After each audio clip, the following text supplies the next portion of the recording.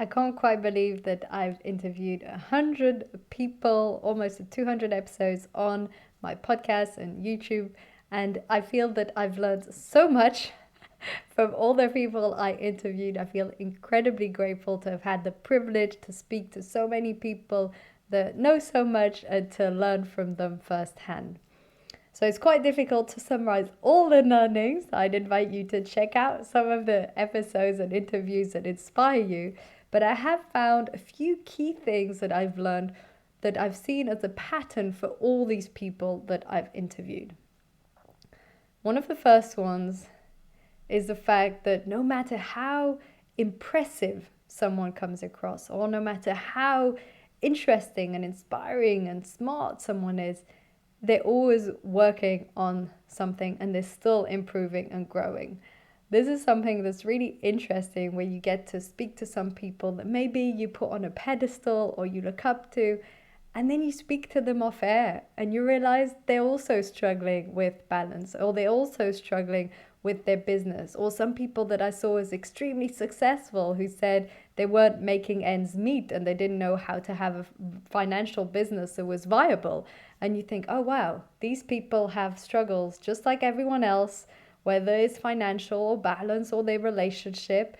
And people asking me for advice on starting a podcast, people who I thought would already know all of these things. So this is the first super important lesson, is no matter who you're listening to, no matter anyone out there that comes across as having it all figured out, they haven't.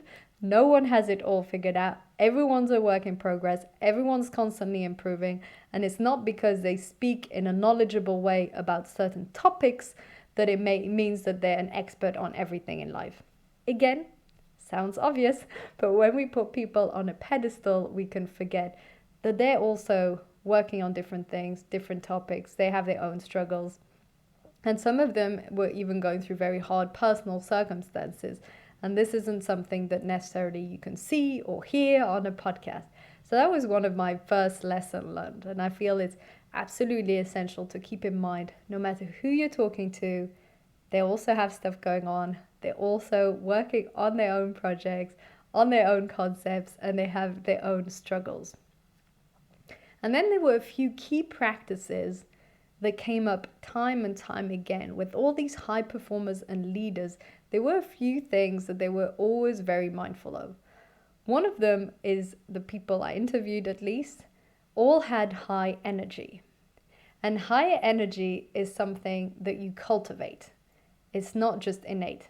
Yes, there are some personalities that are more energetic than others, but it's something that you can actively train yourself on.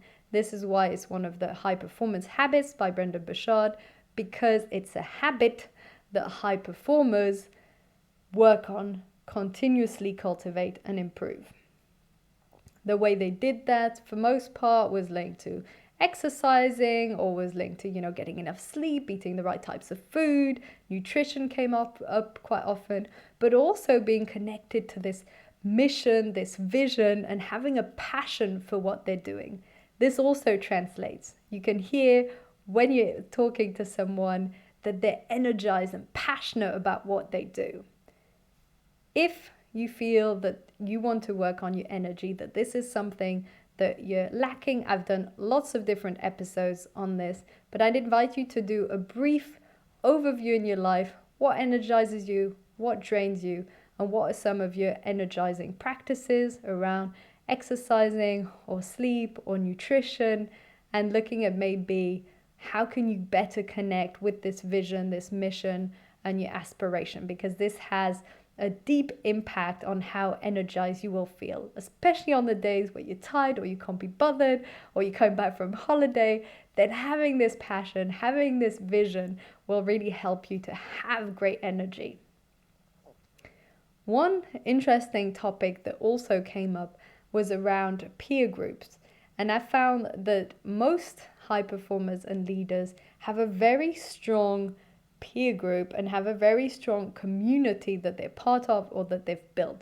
And this is because to get to the level that they are, to get to that next stage and level, it's absolutely fundamental to be surrounded by people who think in a similar way, who act in a similar way, who inspire you to become the best version of yourself.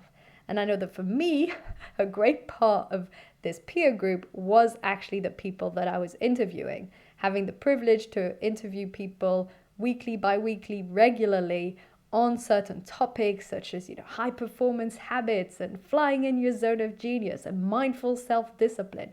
All of this has had a tremendous impact on my psyche, on my way of functioning, of looking at the world, on top of getting a huge energy boost and inspirational boost from these speakers. This is something that's important not to neglect when you're looking at how you can level up.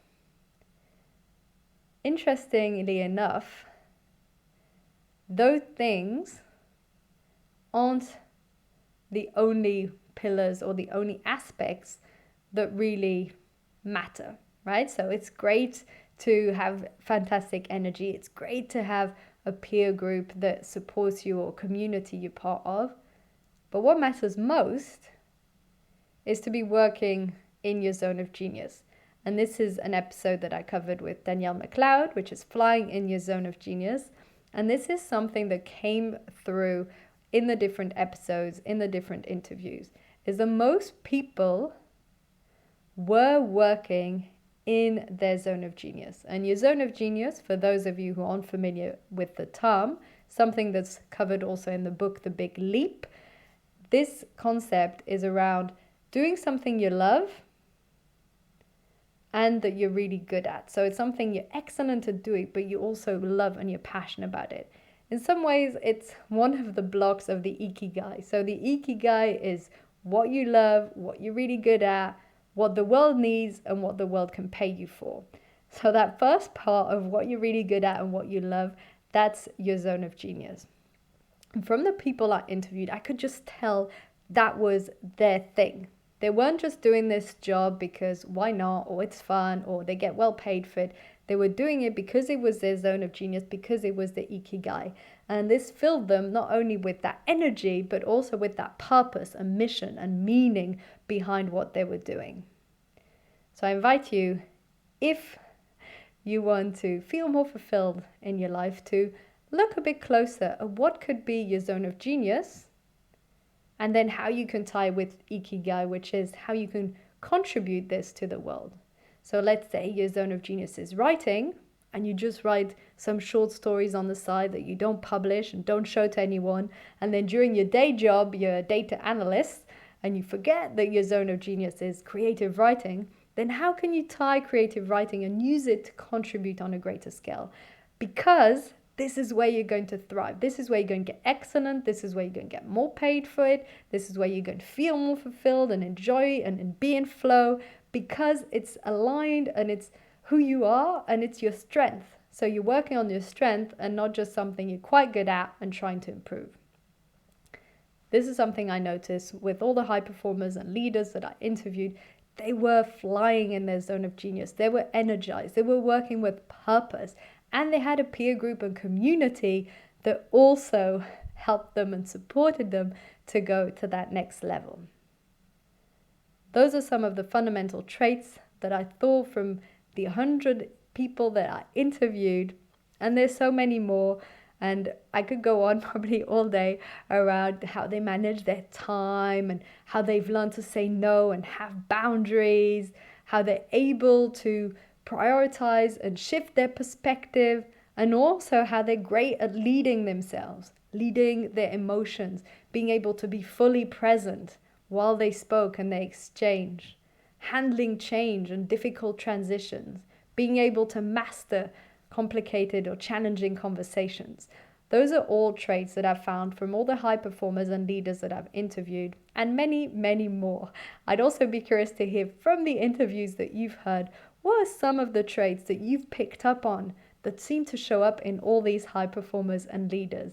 Very curious to hear your insights on this. Thank you so much for tuning in today. Hope you enjoyed the episode. Thank you.